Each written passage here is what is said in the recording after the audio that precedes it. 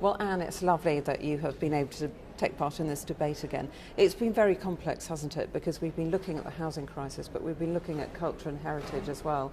How, as a planner, do you get everything to work seamlessly when sometimes budgets are tight? I think that's an interesting question. The difficulty is bringing the partners together. We had Sadie Morgan speaking this morning about the critical nature of infrastructure, and her role on the NIC is fundamental in unlocking areas of land.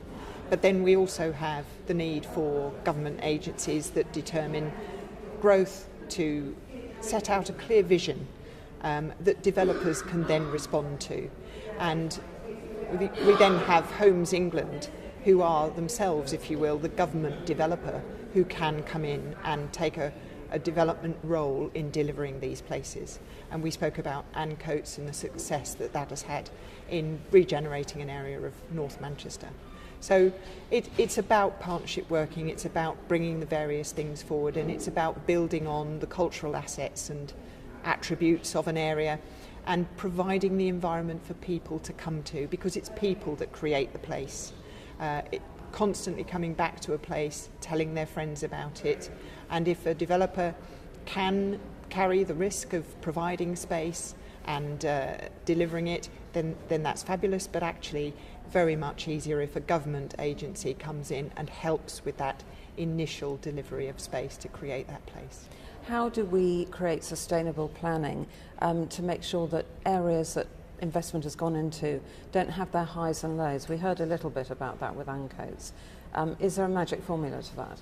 There isn't, unfortunately, because place comes from people, then things do fluctuate. I think London as an area is clearly the hub of the UK economy, and therefore it drives benefit for everyone. And I think Manchester as a major conurbation has the same, Birmingham and so on, Edinburgh and so on and so forth. So all of those places are sort of self-sustaining, and they create an environment for investors to come into and regenerate.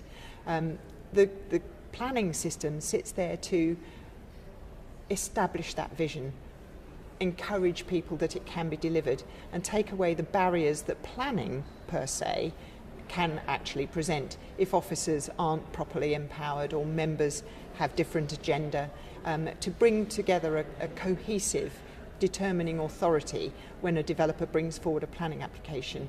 That's the key thing that the local authorities need to do, and planning then facilitates rather than hinders. We're getting rather choked in London, aren't we? And we're looking at these garden towns and villages. There's a density question, though, isn't there? And about, do we build houses or mansion blocks? How do we make it work? I'm not sure we're getting choked in London. I think the issue is about the fact that we've actually delivered most of the big sites where single land ownership is available to us easily. Land assembly takes a long time. If you secure a permission, you increase the value of the land. The vendor then doesn't want to sell, and so on and so forth. So land assembly is, I think, the barrier to delivering London, and I think local authorities and the government could step in and use its CPO powers where it needs to unlock land within London. In terms of the garden cities, I think density is an option. I had the privilege of sitting on a panel that you hosted a few months ago with Dr. Tasha Finney from the Royal Academy. Now she put very clearly the point that if we unlock green space in the green belt to deliver housing, we need to use that space judiciously, because if we don't, we'll then have to unlock more green space, and so on and so forth. And she put forward a commendable argument that we should be looking at mansion blocks, not high-rise particularly, but mansion blocks and lots of open space, and therefore provide more homes and communal spaces for people to use in new communities in that way, as opposed to your standard sort of dormer town semi-detached houses where people have to drive to facilities. Let's look at that garden village planning in a proper comprehensive way and bring communities together. Does the housing crisis and the various planning issues around it, is it a sort of a benefit because it drives the quality of the leadership around planning?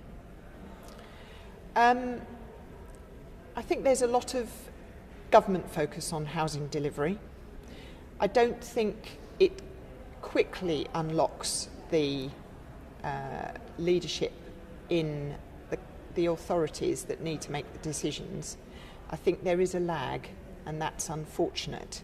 But that's because if, like Andy Donald, for instance, who's the chief executive of Redbridge, you've had the opportunity to work on a major regeneration scheme with another borough, as in Wembley and Brent, he's got that experience. He knows what worked in Wembley. He can take it to other boroughs and promulgate that experience through his team.